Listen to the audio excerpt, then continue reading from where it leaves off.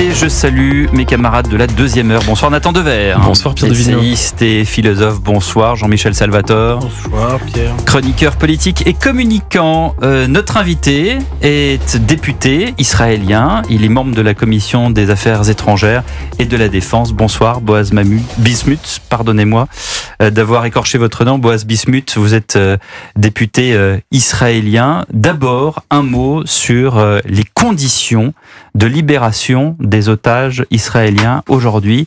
Qu'est-ce qui se passe exactement ? À quoi joue le Hamas ? Vous avez vu déjà les images. C'est-à-dire, on a toujours l'impression qu'on a déjà tout vu, mais on n'a jamais tout vu quand il s'agit de sadistes. C'est les vandales d'avant, les barbares qu'on a connus dans les livres d'histoire, les Huns dont on parler, regarder, c'est les nazis modernes, c'est les nazis d'aujourd'hui. Donc non seulement ce qu'ils ont réussi à faire, c'est de prolonger le 7 octobre, c'est de prolonger le supplice, parce que tant que nos otages sont là-bas, et tant qu'ils font cette mise en scène à chaque libération, parce que vous avez vu 3 otages, donc 2 jeunes filles et un monsieur âgé avec tous ces fusils et surtout les foules. Pourquoi je dis les foules ? Parce que vous savez, vous en France, vous avez un certain Auguste Lebon qui disait les foules sont folles. Alors là, c'est pas seulement les foules sont folles, là c'est des foules qui sont complètement déchaînées. Ce sont des foules, j'aimais bien quand on nous disait toujours que les pauvres innocents à Gaza, c'est les pauvres innocents à Gaza qui ont fait élire, souvenez-vous, en 2006-2007, le Hamas. Ce sont les mêmes qui ont accueilli des corps pratiquement déchiquetés le fameux 7 octobre. Et aujourd'hui, on voit la façon dont ils traitent un petit peu nos otages à la libération. Et j'ose espérer que le plus rapidement possible, il n'y aura plus d'otages à Gaza, d'otages israéliens à Gaza. Je vous rejoins sur le 7 octobre. J'ai fait partie des journalistes qui ont visionné le film des copros du Hamas. Et ce qui m'avait terriblement choqué, il y a des images terribles où on voit effectivement, par exemple, un père sauter sur une grenade pour épargner ses 2 fils. On voit des choses horribles avec des jeunes filles qui sont enlevées de force, maltraitées. Mais on voit, et c'est l'image qui m'a le plus choqué, ce sont les pick-up du Hamas qui rentrent ensuite à Gaza. Et là, vous parlez de cette foule, c'est pas 1, 2, 10 personnes qui acclament. C'est tout Gaza qui acclamait l'arrivée de ces terroristes du Hamas qui ramenaient des corps, pour certains qui étaient décédés, pour certains qui étaient vivants. Et on a l'impression que c'est tous les Gazaouis qui acclamaient cette prétendue victoire du Hamas. Déjà, il faut savoir une chose, c'est que si, aussi bien de l'autre côté, ça veut dire en Judée-Samarie, sous l'autorité de l'autorité palestinienne, en Cisjordanie, Judée-Samarie pour moi, chacun utilisera traduit pour les auditeurs français. Terminologie qu'il choisit, et aussi bien dans la bande de Gaza. Si le summum de leur gloire, c'est de tuer 1200 civils, mais de la façon la plus atroce, si ça c'est le summum de la gloire, qu'est-ce que ça veut dire ? Qu'est-ce que ça veut dire pour nous, leurs voisins ? Il faut savoir une chose, c'est que même ces mêmes communes dans le sud d'Israël, c'est justement ces mêmes kibbutzim dans lesquels ils sont pénétrés, ce sont des personnes justement qui voulaient vivre en paix, ce sont des personnes qui allaient les ramener pour les amener soit à se faire soigner, soit travailler chez eux, au contraire, qui prenaient pour la paix, qui prêchaient pour la paix. Ça, c'est le premier point. Deuxième point, qui m'amène dans un espèce de pessimisme, surtout au court moyen terme, qui va venir en ce qui concerne une cohabitation possible avec nos voisins, parce qu'au long terme, c'est ce qui sera nécessaire quand même, c'est que, de la façon la plus... il y a eu un sondage le lendemain du 7 octobre, quelques semaines après, fait pas par l'Ipsos ou par un Israélien, fait par Khaled Shkaki, un grand sondeur palestinien. 82%. Et de l'autre côté, si Jordanie vous voulez, Judée-Samarie je préfère, chacun choisira le terme dont il veut, 82%, soutiennent le 7 octobre malgré les conséquences. Aujourd'hui, quand à l'autorité palestinienne, vous allez voir pour qui on va voter, on va vous dire pour Hamas quand même, et comme j'ai dit avant, on a quand même voté pour eux. Maintenant, vous avez vu aujourd'hui les images, on les invente pas, c'était pas chez nous, c'était à Gaza. Vous voyez un petit peu cette joie horrible d'avoir en otage des vieux monsieur et des jeunes filles. De quoi on parle? Et j'ai même pas évoqué le fait d'avoir quand même 2 enfants, les frères Bibas, 1 an, il a déjà fêté ses 2 ans, quand on ne sait même pas s'il est vivant ou mort, et son frère de 4 ans gardé dans des tunnels. Donc, j'aimais bien pendant des années, on nous a dit, oui, bien sûr, ces pauvres Palestiniens, les damnés de la terre, et les pauvres et les malheureux. Alors d'abord, c'est faux. Il y avait une aide qui rentrait, mais dans des quantités incroyables. Quand vous avez des tunnels 4 fois la taille du métro parisien, il faut quand même construire, et ça coûte de l'argent. Allez demander ici en France combien ça coûte de construire un tunnel. Mais malheureusement, chez ces personnes-là, eh ben, la première chose, avec cette idéologie fanatique et détestable et dégueulasse, la première chose que j'ai en tête, c'est, avant de penser à mon propre peuple, c'est de tuer mon voisin juif. C'était ça un peu la charte, sauf qu'on ne voulait pas voir la réalité en face. Pendant des décennies, on disait, oh là là, bien sûr, on va faire la paix, on est cousins, on est frères, on va même décerner un prix Nobel à Arafat en 94. Voilà le résultat. À Sderot, par exemple, dans les kibboutz qui ont été attaqués par les terroristes, il y avait justement aussi des Israéliens qui vivaient avec les Palestiniens. Il y avait même des Palestiniens qui étaient employés comme certains étaient à la sécurité, etc. des kibboutz, et on vivait tous ensemble. Donc il y avait... je vais être le plus personnel, le plus, je ne sais pas, Dites-moi. Mais je vais vous dire, le plus personnel avec vous. En 2013, j'ai eu le rêve de ma vie qui est venu au monde. C'est mon fils. Mon fils, un petit David que j'adore. Et mon petit David, bon, malheureusement, il est né avec un grand problème cardiaque, donc il devait subir une opération assez délicate de 11 heures.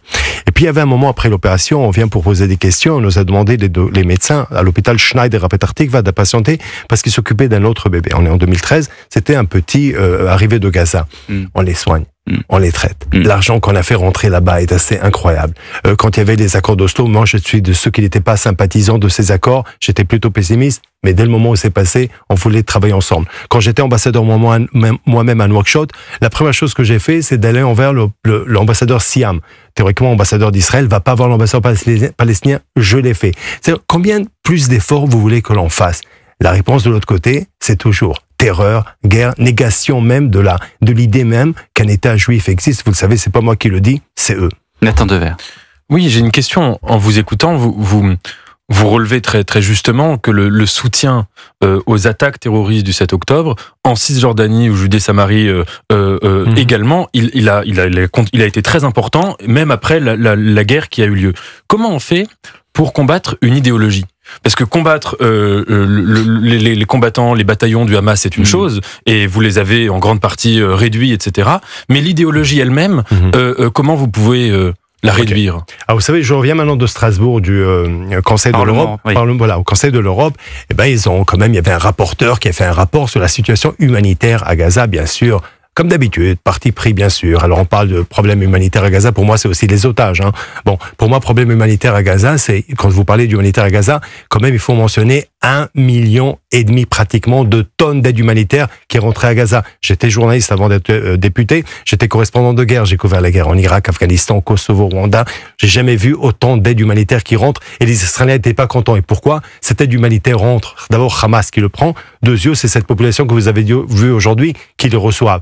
Troisième point, journalistes le 7 octobre sont entrés dans notre territoire, se sont filmés dans leur caméra là et ont posté. Et quand on voulait ajouter ça dans le rapport, la rapporteuse a dit non, impossible de le faire parce que ce sont des journalistes. Et j'ai pas encore fini. UNRWA, voilà, possible action d'UNRWA, possible action, hein, alors qu'ils étaient là, ils sont rentrés, allez dire au père de Jonathan Samora. L'UNRWA a dit qu'elle continuait son travail dans tous les territoires palestiniens.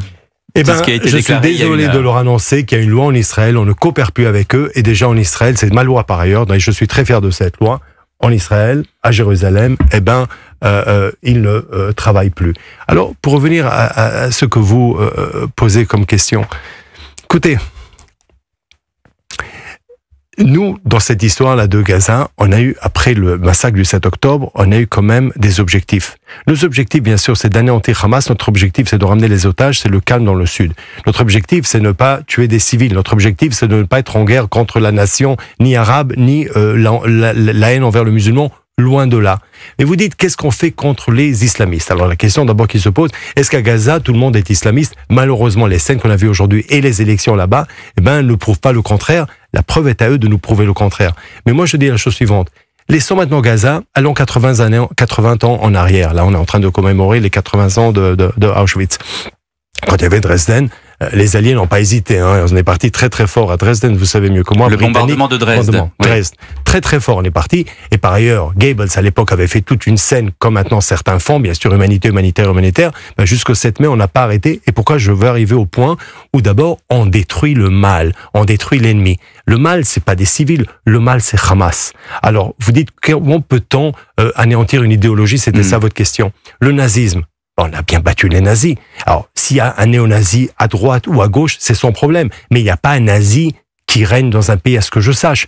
Pareil ici, impossible, inconcevable, inacceptable qu'un djihadiste règne dans un territoire. Par ailleurs, c'est pas nous, c'est les Occidentaux qui l'ont pas accepté, qui sont partis en guerre, que ce soit en Afghanistan, que ce soit en Somalie, que ce soit ailleurs. Donc, ce que vous n'aimez pas, nous n'aimons pas aussi. Donc, vous n'aimez pas, mais vous n'avez pas vraiment répondu à la question. Vous avez juste comparé les terroristes du Hamas à des nazis. Ça, on l'a bien entendu. C'est ce que vous dites.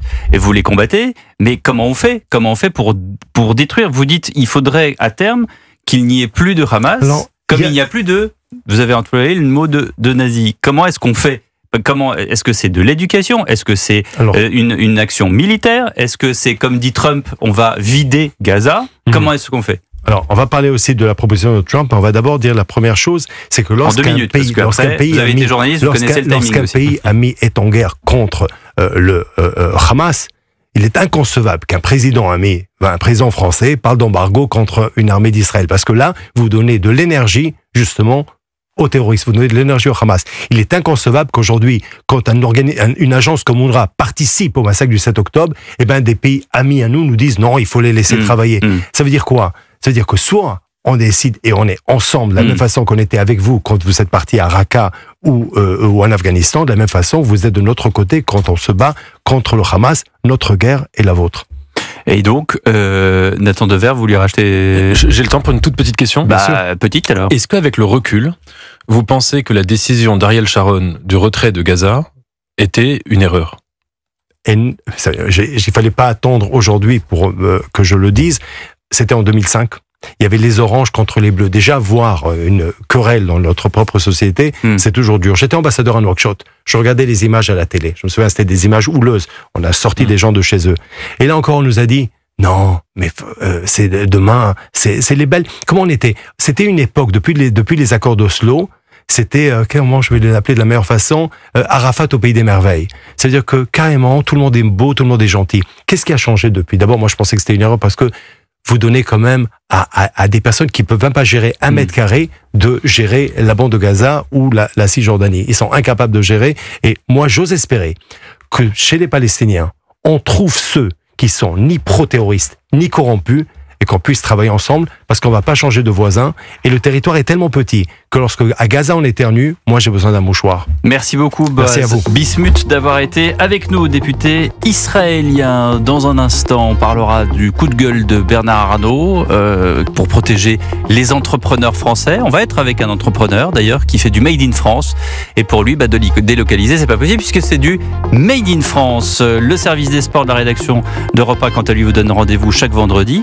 Donc dès demain, 21h, 22h pour le studio des légendes. Et demain, Cyril de la Morinerie recevra Dimitri Yachvili, ancien demi de mêlée du 15 de France.